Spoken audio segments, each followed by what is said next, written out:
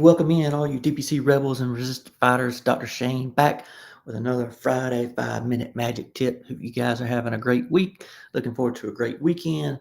It's beautiful where I'm at. Just hanging out with some friends this weekend, just chilling. It's going to be great.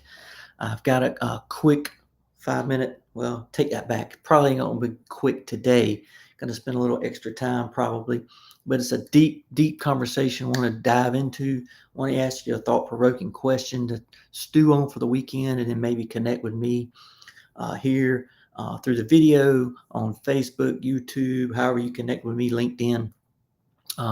So let's dive in. I got some serious questions I want to talk with you guys about. And as we discuss the founding principles of DPC, what is the foundation of DPC? Really good quote that I was able to find from Garrison Bliss, who many perceive to be the father, the grandfather, the Mac Daddy of direct primary care, started back in the 90s. He wrote an article in DPC News. I'm going to try to put a link in the notes for today so you can see that article. But he talked about, he said, and I'm paraphrasing a little bit here, that DPC is not a business model. It's a culture. Rightly so. Very, very wise comment there. And I've mentioned this before, that DPC really is a mindset. It's a culture or a mindset about how we think about helping people, how we manage patients, and how we operate our practice. So there is a mindset to it, how DPC operates. So I'd like for you to go and look at that message that Dr. Bliss talked about the founding principles, some of the foundations. But as you read that and think about the foundation of DPC, what would be, if you were going to create a Declaration of Independence for direct primary care, what would be your life, liberty, and pursuit of happiness? What are your founding principles for DPC? The why, as you would say. You might have heard of that book, What's Your Why, or you've heard people talk about that. So what is the why of DPC? Why did you do what you did to get to where you are in direct primary care? So thinking about that, I've talked to a lot of people, I watched a lot of videos on DPC, seen a lot of speakers talk about it, ask a lot of DPC docs, what is your founding principle? What led you to do DPC? And there's, as you can imagine, a range of thoughts from people, from being respectful and loving and do no harm, individuality, the independence of it, the relationship you build, the patient-centered focus of DPC, all these things that we think about why we do DPC, all fall into really three big categories for me.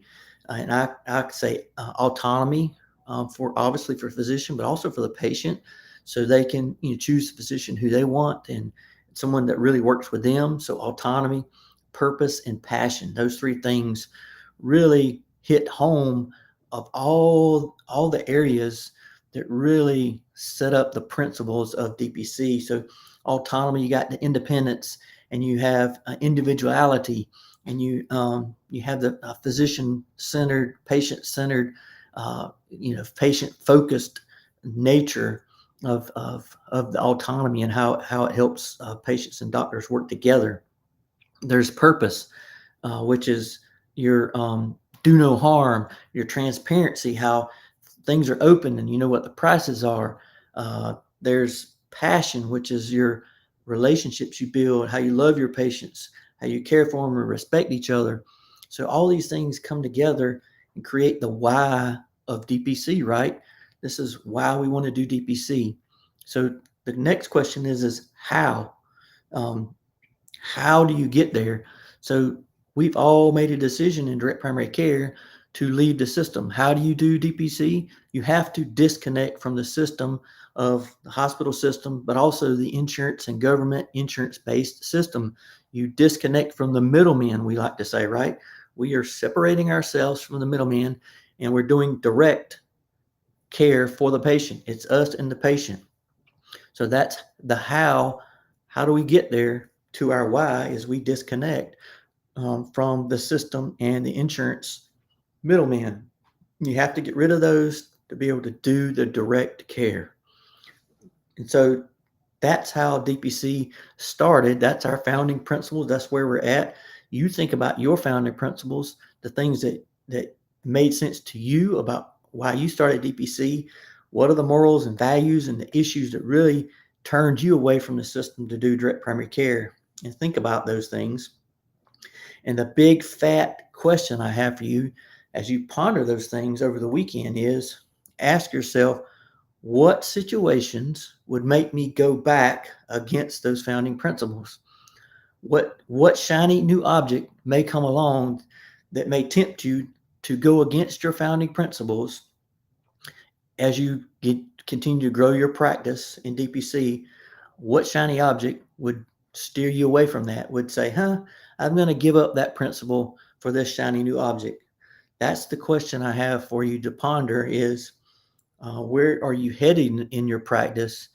And are there things that would make you go against your founding principles for some reason? What situation? What shiny object? So think about that as you move forward this weekend. And I have some more things to talk about moving forward. Hopefully, get some writing and some articles on that. Just wanted to share this little tidbit as we move forward at a really critical junction in the DPC community and our stage of direct primary care across the country as we continue to grow and get bigger and bigger and bigger. And more and more people, more and more employers want to know about direct primary care. Hope you guys have a great weekend. Just continue to think about DPC. Connect with me at drshane at DPC Magic.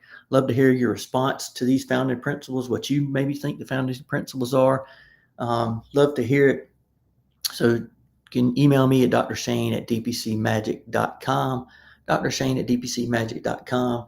Till we